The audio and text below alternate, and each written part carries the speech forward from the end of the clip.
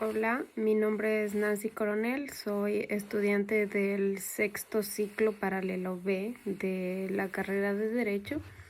El tema de esta pequeña exposición es las fuentes, clases y prueba de obligaciones. Es importante conocer estos tres temas. Primero, las fuentes de las obligaciones. Segundo, las clases. Y tercero es el cómo se aprueban las obligaciones. Voy a procurar hacerlo de una forma clara y con ejemplos prácticos para que podamos entenderlo de una forma más accesible. En primer punto están las fuentes de las obligaciones. ¿Qué son las fuentes de las obligaciones? Estas son básicamente los hechos jurídicos que dan origen a una obligación, es decir, de dónde nace el deber de una persona de dar o no de hacer algo a favor de otra persona. Nuestro Código Civil, en su artículo 1453, establece 5 fuentes principales de las obligaciones.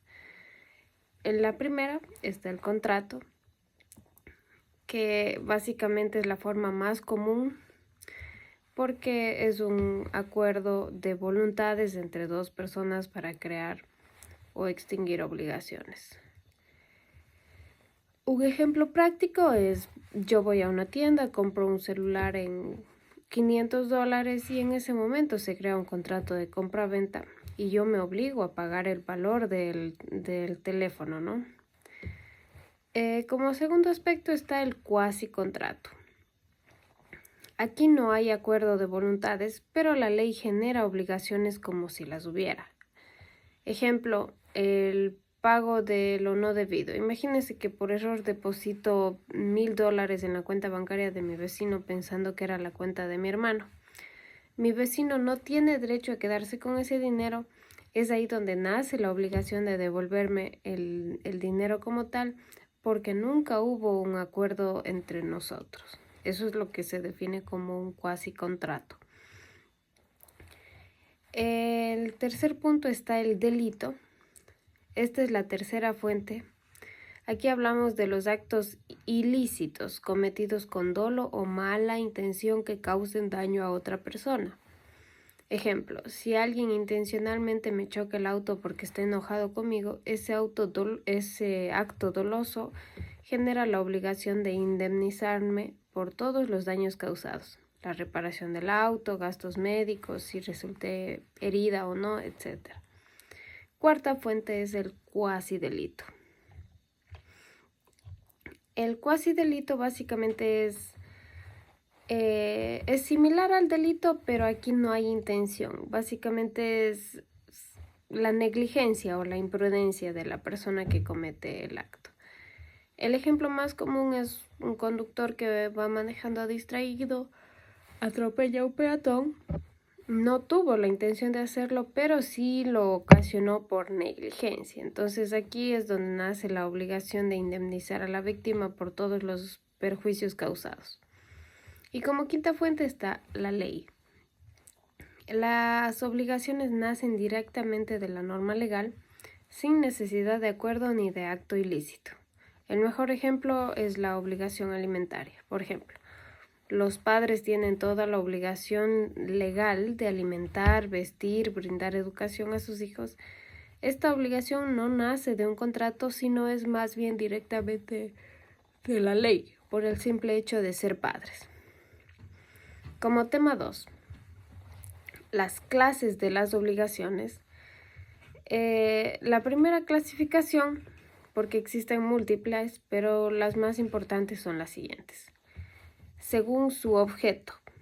La primera clasificación, según el objeto de la obligación, tiene 3 tipos. La obligación de dar, que básicamente consiste en transferir el dominio de una cosa o constituir el derecho real sobre ella.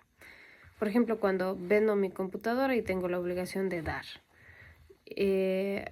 Obligaciones de hacer, como segundo punto, consisten en realizar un hecho específico. Por ejemplo, contraté a un arquitecto para que diseñe los planos de mi casa. Él tiene la obligación de hacer ese trabajo. Como tercer punto están las obligaciones de no hacer. consisten en abstenerse de realizar un acto. Ejemplo, cuando vendo mi negocio de comida y me comprometo a no abrir otro restaurante en la misma zona por cierto tiempo. Eso es una obligación de no hacer. Según su modalidad. Es importante aquí señalar porque según la modalidad existen obligaciones puras y simples, que son las que deben cumplirse inmediatamente y sin condiciones ni plazos. Por ejemplo, cuando compro un pan, tengo que pagarlo en ese momento. Las obligaciones sujetas a modalidad se incluyen las obligaciones condicionales, a plazo y modales. Tercera clasificación está según la pluralidad. Aquí tenemos lo siguiente. Las obligaciones alternativas. Aquí el deudor puede elegir entre dos o más prestaciones. Por ejemplo, si debo entregar mi bicicleta o pagar $300 por el valor. Están las obligaciones facultativas, que es una prestación principal, pero el deudor puede sustituirla por otro. Ejemplo, puedo entregarle mi reloj o sustituirlo con $200. La clasificación según la pluralidad de sujetos es básicamente cuando hay varios deudores o acreedores, y tenemos las siguientes. Obligaciones simplemente conjuntas o mancomunadas. Están las obligaciones solidarias y las obligaciones indivisibles, que es prácticamente aquí donde no se puede dividir por su naturaleza. Ejemplo, 3 personas se obligan a entregar un caballo. No se puede entregar un tercio del caballo, ¿no? Y como tema 3 es cómo se aprueban las obligaciones. Básicamente aquí el principio fundamental es la carga de la prueba para que se aprueben estas, ¿no? En el artículo 1715 nos dice que incumbe probar las obligaciones o su extinción al que alegue aquellas. Entonces, como siguiente punto están los medios de prueba. Nuestro sistema jurídico reconoce varios medios de prueba. Entre ellos están los instrumentos públicos, los instrumentos privados, que son los documentos firmados por las partes y los funcionarios públicos.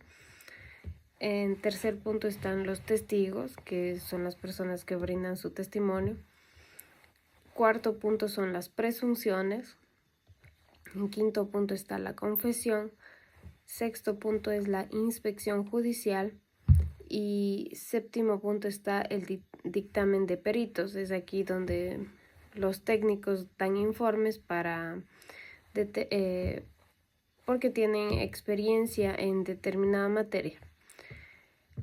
Las reglas especiales de prueba, básicamente es importante señalar que según el artículo 1721, los actos o contratos que contengan la entrega o promesa de entrega de una cosa valga más de cierto monto.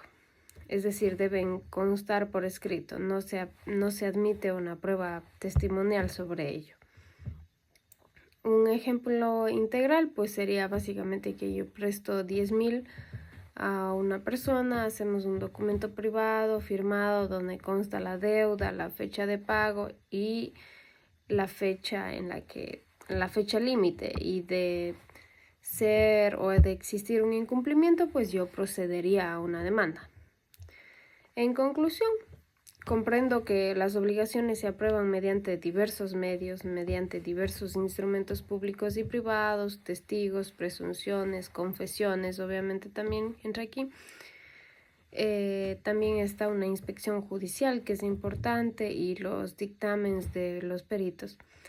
Y obviamente que el que alega algo tiene la obligación de probar, de lo contrario no sería válido, ¿no? Estos 3 temas son fundamentales en esta área, en derecho civil, porque en nuestra vida profesional como futuros abogados, la teoría está bien, es perfecto y aplicable, pero lo importante es saber cuándo aplicarla y en qué casos específicos hacerlo.